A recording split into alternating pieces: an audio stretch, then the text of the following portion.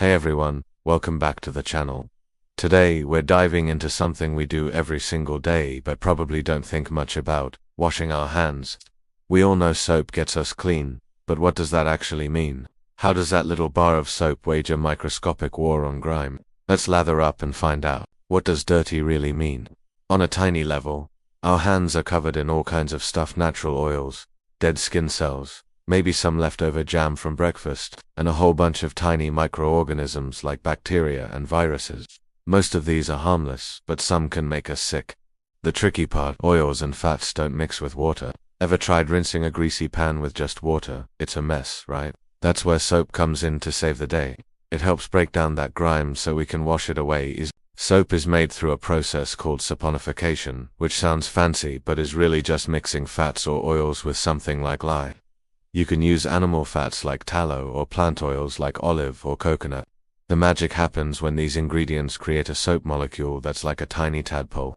It has a head that loves water and a tail that fears it, meaning the head attracts water while the tail grabs onto oils and fats. That's the secret sauce that makes soap work so well. When you lather up with soap and water, millions of these tiny soap molecules get to work. Their oil-loving tails dive into the grime on your hands, burrowing into the oils and fats and grabbing onto them.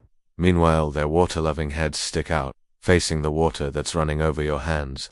As you rub your hands together, you're helping these soap molecules surround tiny droplets of oil and dirt. They form a little sphere around the grime, with their tails pointing inward, holding onto the oil, and their heads pointing outward, facing the water.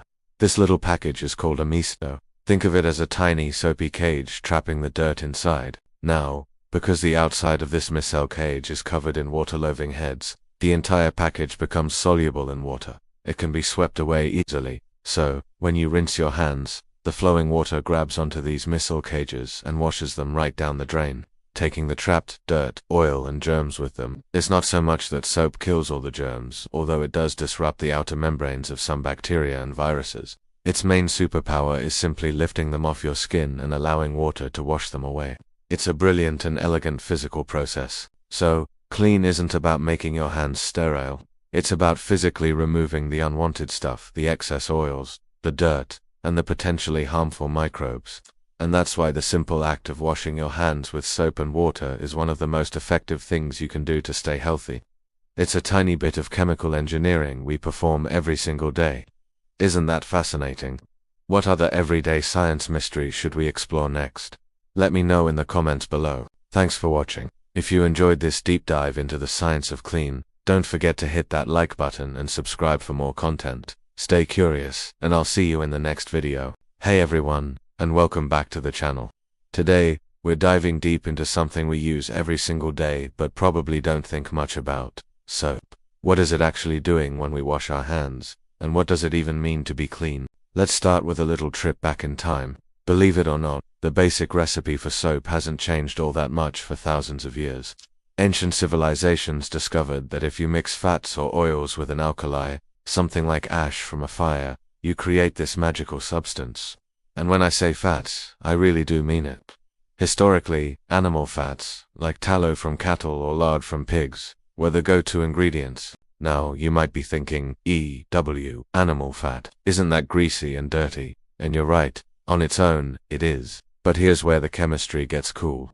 When you heat animal fat with an alkali, a reaction called saponification happens.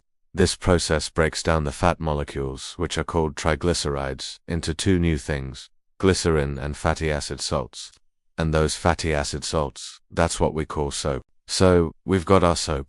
But how does it fight off the dirt and grime?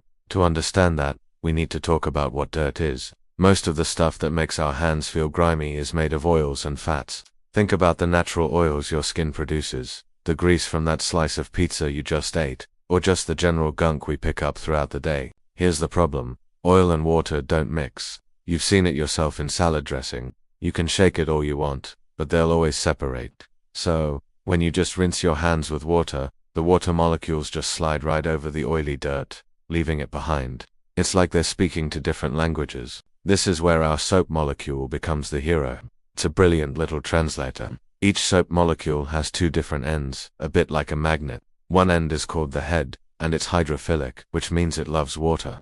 The other end is a long tail, and it's hydrophobic, meaning it fears water. But guess what that tail loves? You got it, oil and fat. So, when you lather up with soap and water, something amazing happens.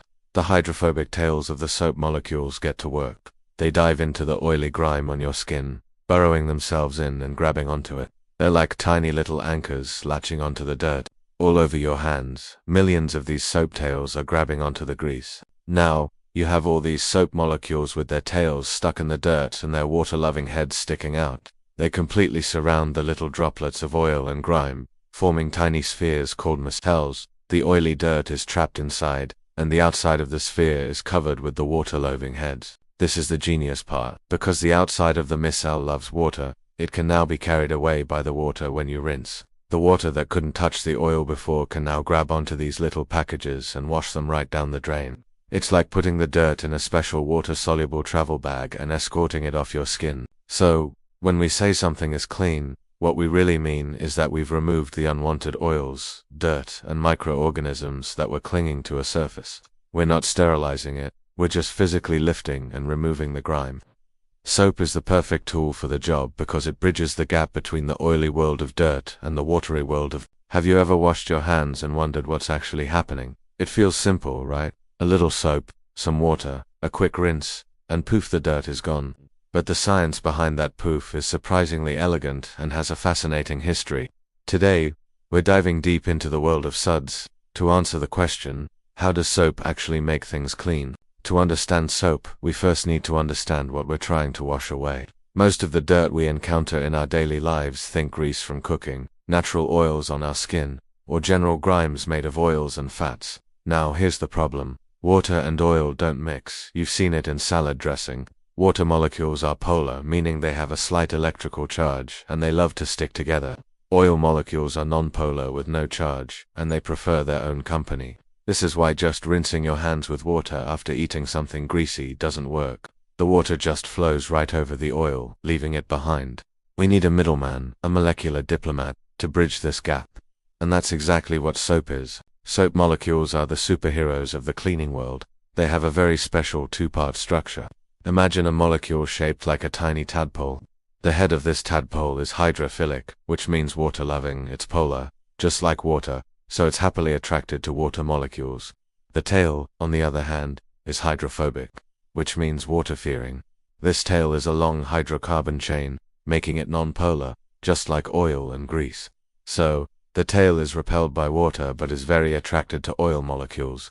This dual personality is the secret to soap's power. So, when you add soap to water and start washing, something amazing happens on a microscopic level. The soap molecules get to work. The hydrophobic, oil-loving tails dive into the droplets of grease and grime on your skin, burying themselves inside. They surround the oil droplet, with all their tails pointing inwards. This leaves the hydrophilic, water-loving heads facing outwards, forming a spiky, water-friendly shell around the oil. This entire structure, a tiny sphere of oil trapped inside a shell of soap molecules, is called a micelle. Now, that greasy dirt, which was once stubbornly stuck to your skin and ignoring the water, has been completely transformed. It's now encased in a micelle, and the outside of that micelle is covered in water-loving heads. Suddenly, the water flowing over your hands can grab onto these micelles and lift them right off the surface. As you rinse, the water carries these tiny packages of trapped dirt and oil away, sending them straight down the drain. That's what we perceive as getting clean. It's not about destroying the dirt. It's about packaging it up and washing it away. It's pretty,